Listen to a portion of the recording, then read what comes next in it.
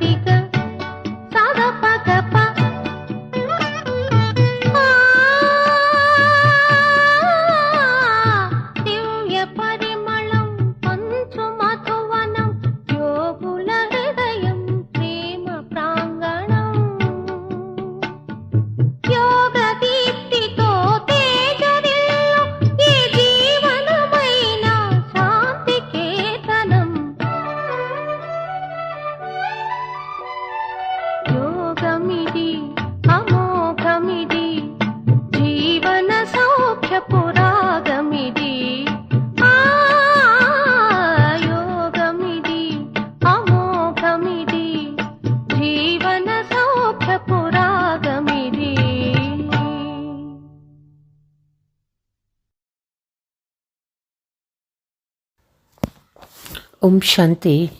మధురమైన పిల్లలారా, స్మృతి చేసేందుకు మీరందరూ శ్రమించాలి. స్వయాన్ని ఆత్మగా భావించి తండ్రిని స్మృతి చేస్తే మిమ్మల్ని అన్ని పాపాల నుండి విముక్తులుగా చేసేస్తారు. ప్రశ్న: సర్వులకు సద్గతి ఇచ్చే స్థానమేది? దానికున్న మహత్వం ప్రపంచమంతటికి ఎట్లా తెలుస్తుంది? జవాబు: ఆబు భూమి సర్వులకు సద్గతి ఇచ్చే స్థానం. మీరు బ్రహ్మకుమారీలు అనే పదానికి ముందు ఇది సర్వోన్నత తీర్థస్థానము అని వ్రాయవచ్చు. మొత్తం ప్రపంచమంతటికీ సద్గతి ఇక్కడి నుండే జరుగుతుంది. సర్వులకి సద్గతి దాత తండ్రి బ్రహ్మ ఇక్కడ కూర్చొని సర్వులకు సద్గతి ఇస్తారు. ఆదం అంటే ఆదిమి. అతడి దేవుడు కాదు, అతన్ని దేవుడు అని అనరు. ఓం శాంతి. డబల్ ఓం శాంతి. ఎందుకంటే ఒకటి తండ్రిది, ఇంకొకటి దాదాది. ఇద్దరి ఆత్మలు ఉన్నాయి కదా, ఒకరు పరమాత్మ, ఇంకొకరు ఆత్మ. వారు కూడా మనం పరంధామ నివాసులమనే లక్ష్యాన్ని తెలిపిస్తారు. నేను ఆత్మ, శాంతిధామ నివాసినని ఇద్దరూ అలాగే తండ్రి కూడా ఓం శాంతి అని అంటాడు, ఇతడు కూడా ఓం శాంతి అని అంటారు, పిల్లలు కూడా ఓం శాంతి అని అంటారు. అనగా నేను ఆత్మను, శాంతిధామ నివాసిని. ఇక్కడ వేరువేరుగా దూరంగా కూర్చోవాలి. ఒకరి శరీరం మరొకరి శరీరంతో తగలకూడదు. ఎందుకంటే యోగం చేసేటప్పుడు ప్రతి ఒక్కరి స్థితికి, యోగానికి, రాత్రికి పగలకు ఉన్నంత తేడా ఉంటుంది. కొందరు చాలా బాగా స్మృతి చేస్తారు, కొందరు స్మృతియే చేయరు. కనుక పూర్తిగా స్మృతి చేయని వారు పాపాత్ములు, తమో ప్రధానులు. స్మృతి చేయవారు పుణ్యాత్ములు, సతో ప్రధానులు. చాలా తేడా ఉంది కదా. ఇంట్లో కలిసి ఉంటున్నా తేడా ఉంటుంది కదా. అందుకే భాగవతంలో ఆసురీ పేర్లు కీర్తించబడినాయి. అది ఈ సమయంలోని విషయమే. తండ్రి కూర్చొని పిల్లలకు అర్థం చేయిస్తూ ఉన్నారు. ఇది ఈశ్వరీయ చరిత్ర. దీనిని భక్తి మార్గంలో కీర్తిస్తారు. సత్యయుగంలో అయితే ఏదీ గుర్తుండదు, అన్నీ మర్చిపోతారు. తండ్రి ఇప్పుడు శిక్షణ ఇస్తారు. సత్యయుగంలో అయితే వీటిని పూర్తిగా మర్చిపోతారు. మళ్ళీ ద్వాపర యుగంలో శాస్త్రాలు మొదలైనవి తయారు చేస్తారు. రాజయోగాన్ని నేర్పించేందుకు ప్రయత్నిస్తారు, కానీ నేర్పించలేరు. దానిని తండ్రి సన్ముఖంలో వచ్చినప్పుడే నేర్పిస్తారు. తండ్రి రాజయోగాన్ని ఎలా నేర్పిస్తారో మీకు తెలుసు. మళ్ళీ 5000 సంవత్సరాల తర్వాత వచ్చి మధురాతి మధురమైన ఆత్మీక పిల్లలారా అని ఇలాగే చెప్తారు. ఈ విధంగా ఏ మనిషి మనుషులను ఎప్పటికీ అనలేరు.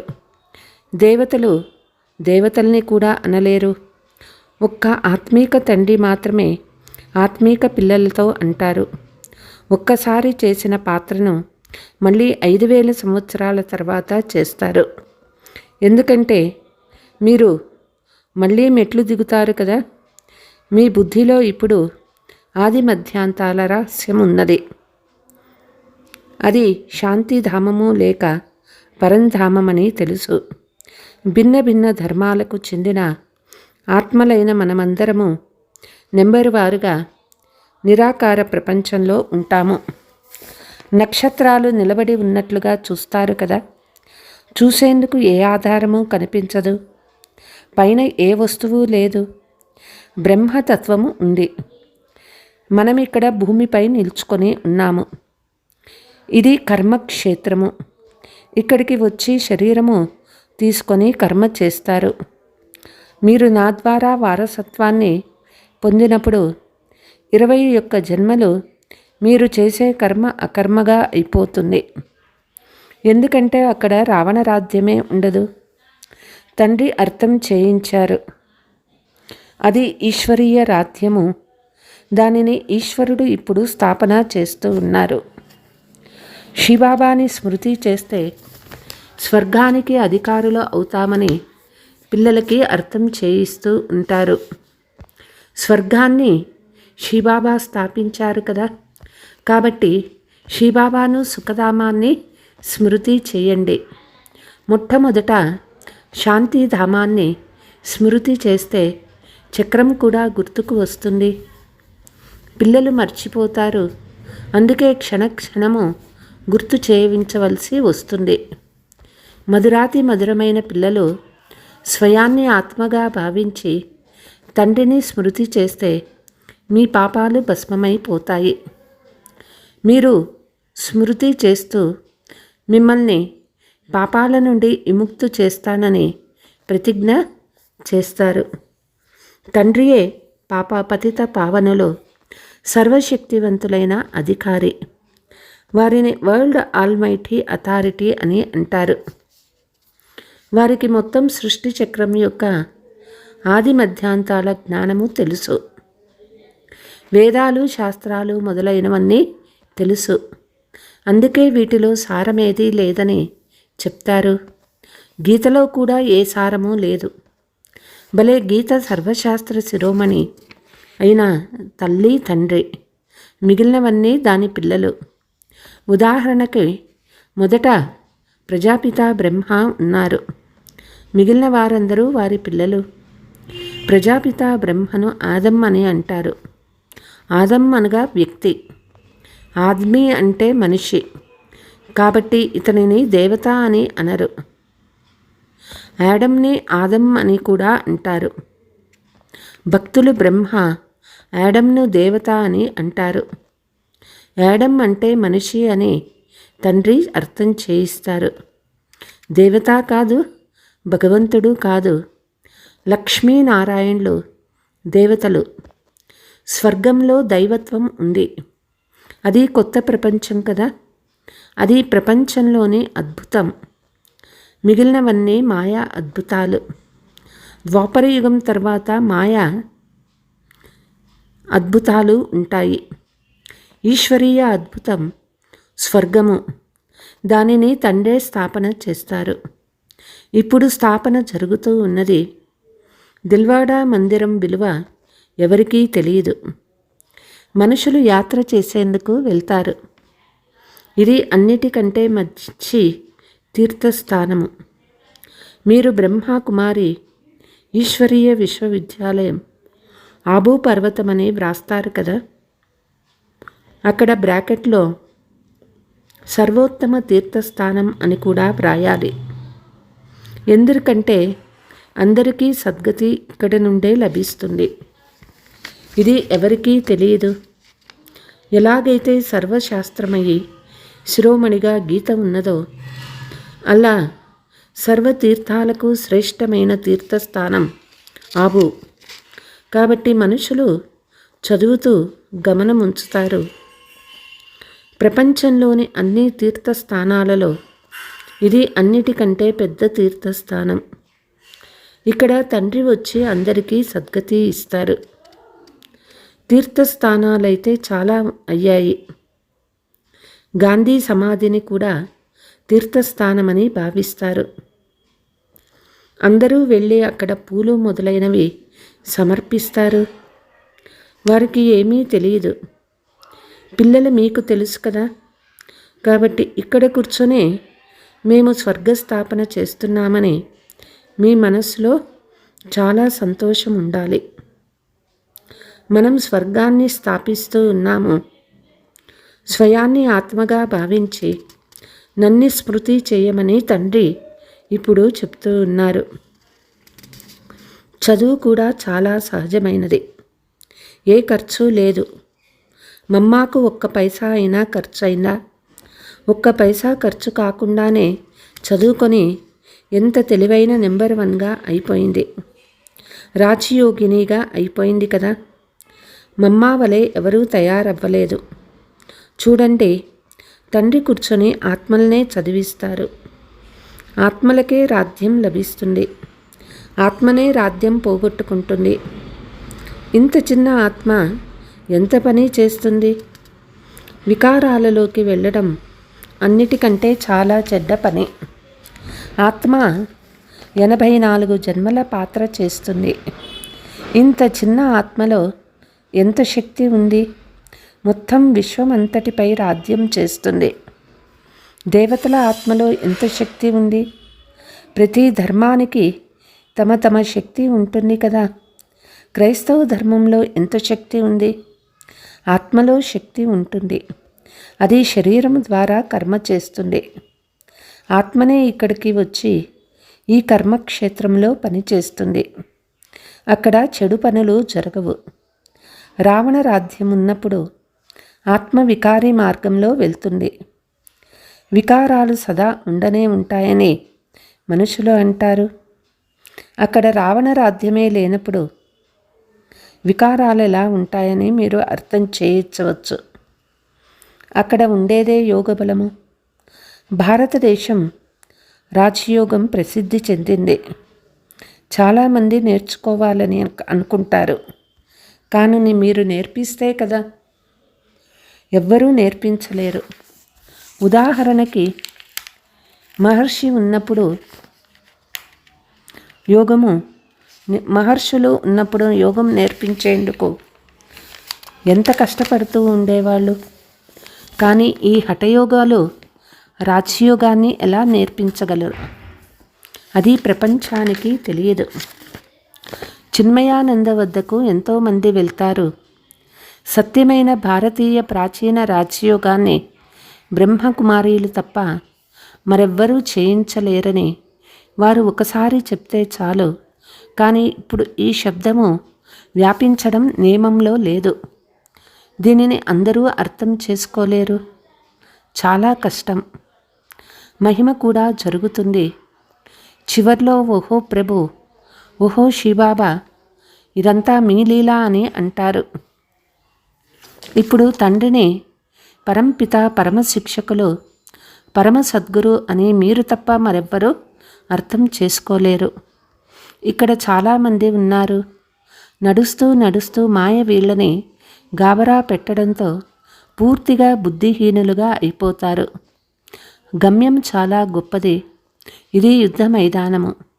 ఇందులో మాయ చాలా విఘ్నాలను కలిగిస్తుంది. వారు వినాశనం చేసేందుకు ఏర్పాట్లు చేస్తూ ఉన్నారు. మీరిక్కడ పంచవికారాలను జయించేందుకు పురుషార్థం చేస్తూ ఉన్నారు. మీరు విజయం కొరకు, వారు వినాశం కొరకు పురుషార్థం చేస్తూ ఉన్నారు. రెండు పనులు ఒకేసారి జతలో జరుగుతాయి కదా. ఇప్పుడు ఇంకా సమయం ఉన్నది. మన రాజ్యం ఇంకా స్థాపన అవ్వలేదు. ఇప్పుడు రాజులు ప్రజలు అందరూ తయారవ్వాలి. మీరు అర్థకల్పానికి తండ్రి ద్వారా వారసత్వం తీసుకుంటారు. పోతే మోక్షం అయితే ఎవరికీ లభించదు. ఫలానా వారు మోక్షాన్ని పొందుకున్నారని కొందరు అంటారు. మరణించిన తర్వాత వారెక్కడికి వెళ్ళారో ఎవరికీ తెలియదు. ఈ విధంగా అసత్యాలను చెప్తూ ఉంటారు. ఎవరైతే శరీరాన్ని వదులుతారో వారు మరొక శరీరాన్ని తప్పకుండా తీసుకుంటారని, మోక్షం పొందుకోలేరని మీకు తెలుసు. నీటి బుడగ నీటిలో కలిసిపోయిన విధానంగా జరగదు. తండ్రి చెప్తూ ఉన్నారు, ఈ శాస్త్రాలు మొదలైనవన్నీ భక్తి మార్గపు సామాగ్రి. పిల్లలు మీరు సన్ముఖంలో వింటారు. వేడివేడి హల్వా తింటారు. అందరికంటే వేడిగా ఉన్న హల్వా ఎవరు తింటారు? ఈ బ్రహ్మ. ఇతడు వారి పక్కనే కూర్చొని ఉన్నారు. వెంటనే ధారణ చేస్తారు.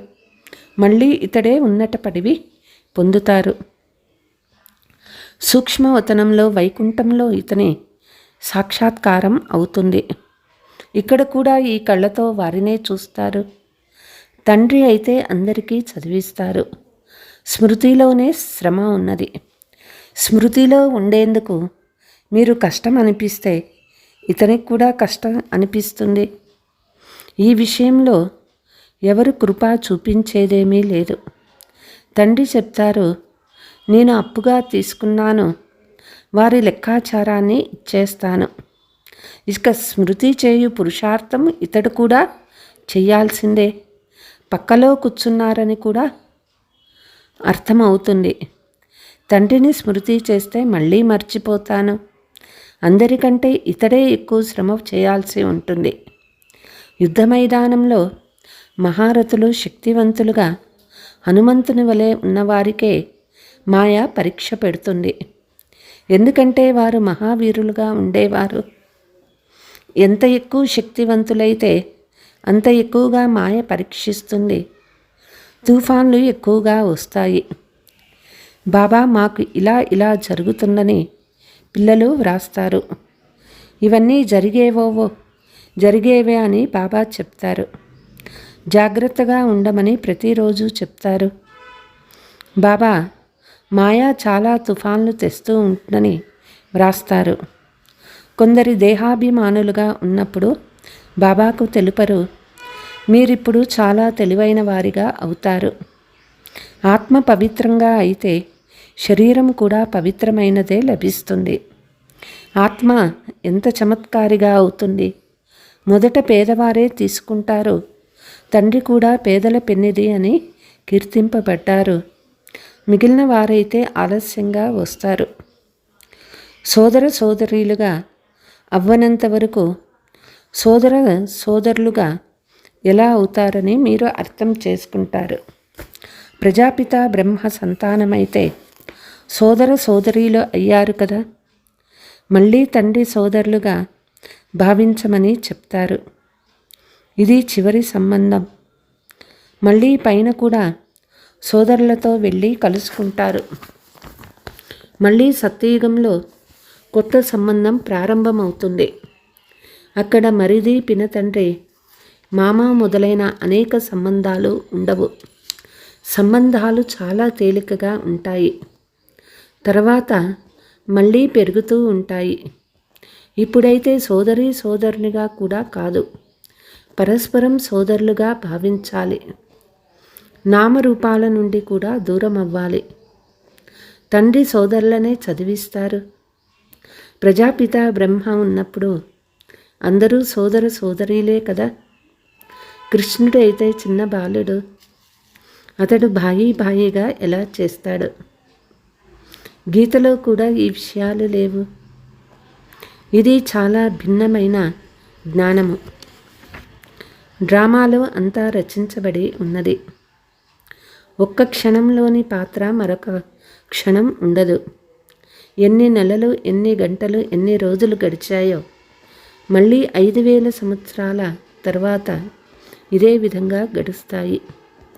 తక్కువ బుద్ధి గలవారైతే ఇన్ని ధారణ చేయలేరు.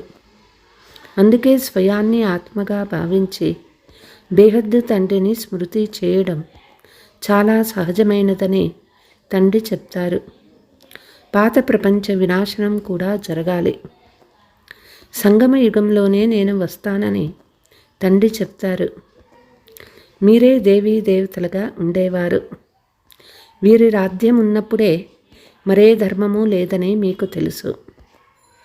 ఇప్పుడైతే వీరి రాజ్యం లేదు కదా.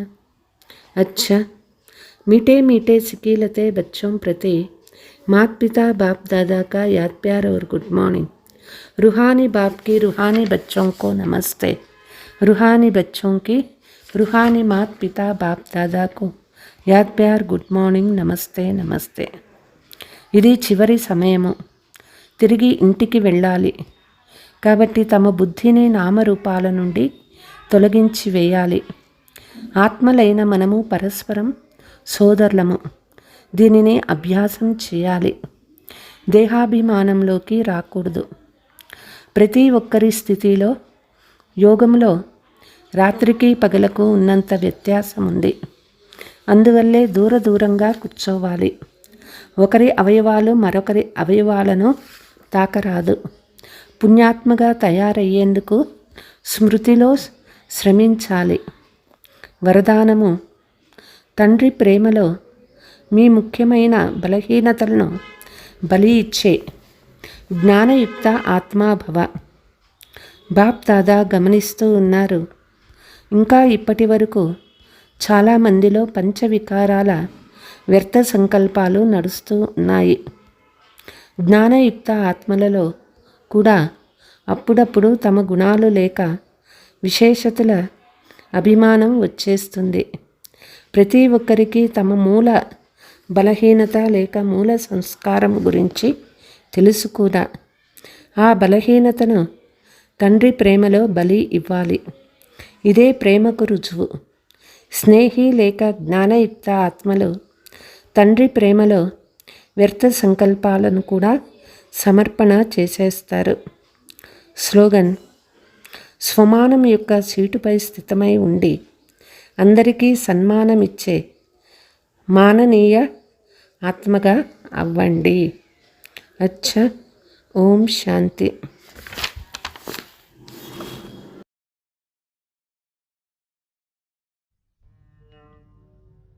ఓం శాంతి.